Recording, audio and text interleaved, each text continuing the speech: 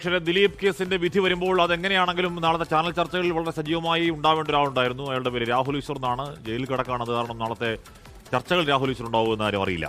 എന്തായാലും ഈ നമ്മൾ രാജ്യത്ത് പലതരത്തിലുള്ള കൊട്ടേഷൻ കേട്ടിട്ടുണ്ടെങ്കിലും കണ്ടിട്ടുണ്ടെങ്കിലും ഒരുപാട് കേസ് കണ്ടതാണെങ്കിലും ഒരു റേപ്പ് കൊട്ടേഷൻ, ഒരാളെ ബലാത്സംഗം ചെയ്യാൻ കൊട്ടേഷൻ കൊടുക്കുക എന്ന കേസ് ഒരുപക്ഷെ രാജ്യ ചരിത്രത്തിൽ അതിനു മുമ്പും അതിനുശേഷം ഉണ്ടായിട്ടില്ല എന്ന കാര്യത്തിൽ തർക്കം വേണ്ട. കൊട്ടേഷനാണ് എന്നുള്ളതായിരുന്നു കേസ്.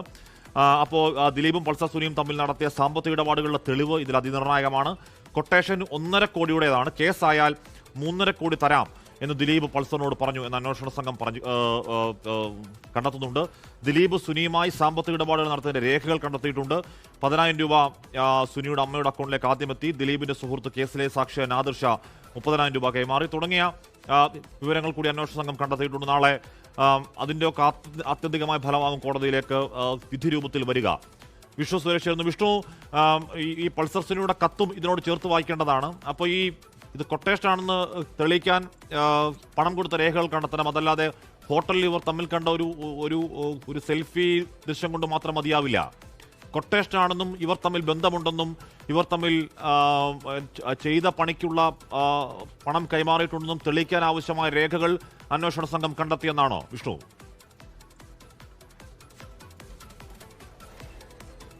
ഹാഷ്മി, ഏറ്റവും ബുദ്ധിമുട്ടുള്ള ഒരു കാര്യമാണ് ഗൂഢാലോചന കുറ്റം തെളിയിക്കുക എന്നുള്ളത്. പല കേസുകളിലും അത് തെളിയിക്കപ്പെടാതെ പോവുകയും പ്രതികൾ വെറുതെ വിടുന്ന സാഹചര്യം ഒക്കെ ഉണ്ടായിട്ടുണ്ട്. പല മുൻപുള്ള കേസുകളൊക്കെ നമുക്ക് മുൻപിലുണ്ട്.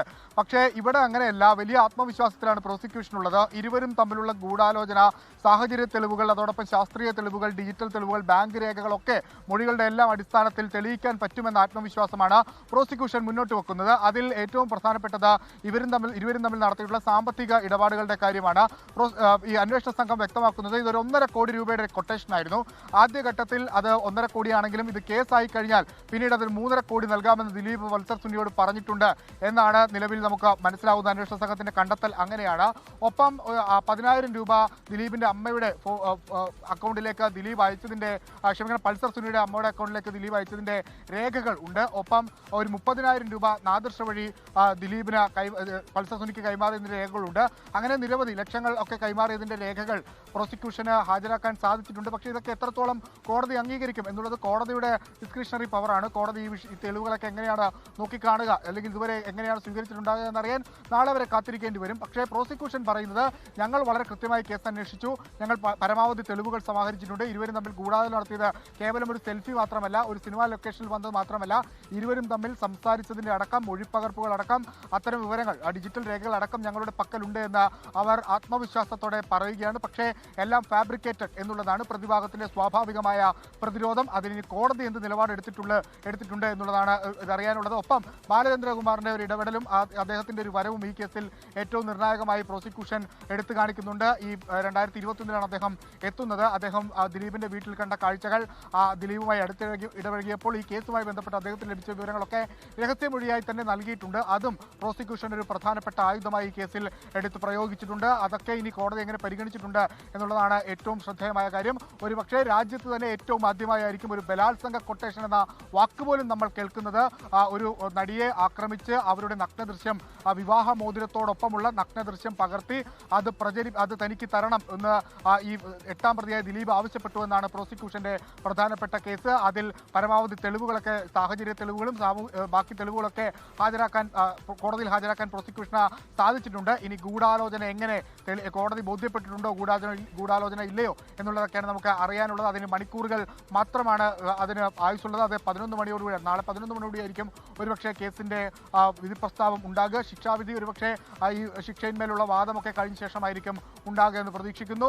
അസാധാരണമായ നിയമവ്യവഹാരങ്ങൾ, അസാധാരണമായ പ്രതിരോധങ്ങളും പ്രതിഷേധങ്ങളും ഒക്കെ കണ്ട ഒരു കേസായിരുന്നത്. ഒരുപക്ഷെ മലയാള സിനിമ ഹേമ കമ്മിറ്റി ഒക്കെ മുൻപും ശേഷവും എന്നൊക്കെ പറയുന്നതിന് മുൻപ് തന്നെ ഹേമ കമ്മിറ്റി വരാൻ പോലും കാരണമായത് ഈ പറയുന്ന നടി ആക്രമിക്കപ്പെട്ട കേസും അതുമായി ബന്ധപ്പെട്ടുള്ള സംഭവങ്ങളുമൊക്കെയാണ്. അങ്ങനെ മലയാള സിനിമയുടെ ചരിത്രത്തെ ബാധിക്കാൻ പോകുന്ന ഒരു വിധി കൂടിയായിരിക്കും ഇപ്പോൾ ഈ നാളെ പുറത്തു വരാൻ പോകുന്ന കാര്യത്തിൽ തർക്കമില്ല.